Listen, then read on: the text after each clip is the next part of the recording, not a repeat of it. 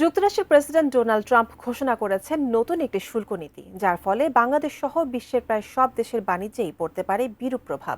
ট্রাম্পের এই সিদ্ধান্ত কিভাবে বাংলাদেশের অর্থনীতিকে চ্যালেঞ্জের মুখে ফেলতে পারে এবং কিভাবে অন্যান্য দেশের উপরও নতুন এই শুল্ক নীতি বিশ্ব বাণিজ্যে অস্থিরতা তৈরি করতে পারে, সেই বিষয়ে বিস্তারিত জানাচ্ছেন ইশতিয়াক হোসেন।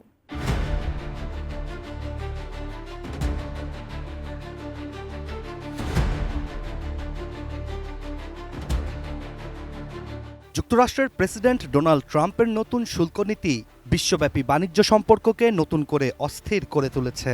এই সিদ্ধান্তের মাধ্যমে যুক্তরাষ্ট্র বিভিন্ন দেশের পণ্যের ওপর নতুন শুল্ক আরোপ করেছে, যার মধ্যে বাংলাদেশের জন্যও উদ্বেগজনক হারে শুল্ক বৃদ্ধি করা হয়েছে।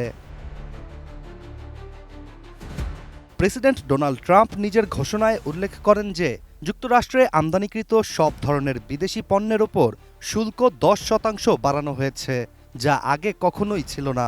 তবে সবচেয়ে বেশি আলোচনা হচ্ছে বাংলাদেশের পণ্যের ওপর একবারে 15% শুল্ক বাড়িয়ে 37% শুল্ক আরোপের সিদ্ধান্ত। যুক্তরাষ্ট্র বিশ্বজুড়ে বাংলাদেশের প্রধান রপ্তানি বাজারগুলোর মধ্যে একটি। বিশেষ করে তৈরি পোশাক রপ্তানির জন্য যুক্তরাষ্ট্রের বাজারই ছিল সবচেয়ে বড় জায়গা বাংলাদেশের জন্য, কেননা বাংলাদেশের তৈরি পোশাক শিল্প বছরে প্রায় $8.4 বিলিয়ন পণ্য রপ্তানি করে, যার বড় অংশই যুক্তরাষ্ট্রে যায়।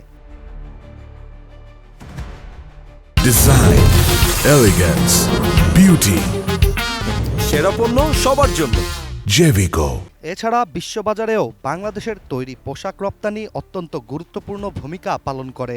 তবে এই শিল্পের উপর যুক্তরাষ্ট্রের নতুন শুল্ক আরোপ বাংলাদেশের অর্থনীতিতে ব্যাপক প্রভাব ফেলবে, বিশেষ করে রপ্তানির ক্ষেত্রে। ট্রাম্পের এই পদক্ষেপের ফলে বাংলাদেশের পোশাক শিল্পে মন্দাভাব সৃষ্টি হওয়ার একটি আশঙ্কাও তৈরি হয়েছে।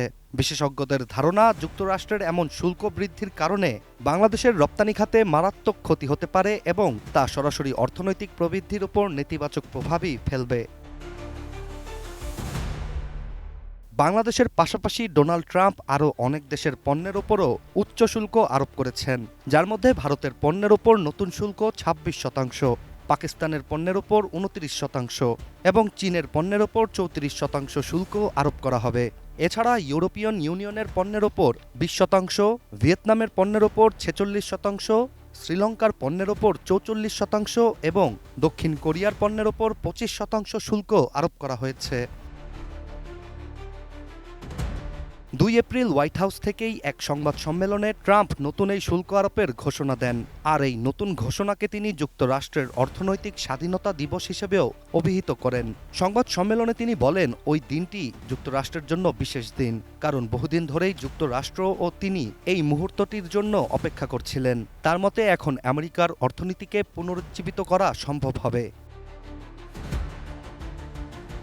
এদিকে বিশ্বব্যাপী বাণিজ্য উত্তেজনা এবং এই শুল্ক বৃদ্ধির ফলে বিশেষ করে উন্নয়নশীল দেশগুলোতে বাণিজ্য ও অর্থনৈতিক অবস্থার উপর নেতিবাচক প্রভাব পড়বে, যেখানে বিশেষজ্ঞরা বলছেন এই ধরনের শুল্ক নীতির ফলে বিভিন্ন দেশের মধ্যে বাণিজ্য যুদ্ধের পরিস্থিতিও তৈরি হতে পারে, যা অবশেষে বিশ্বের অর্থনীতিকেই অস্থির করে তুলবে।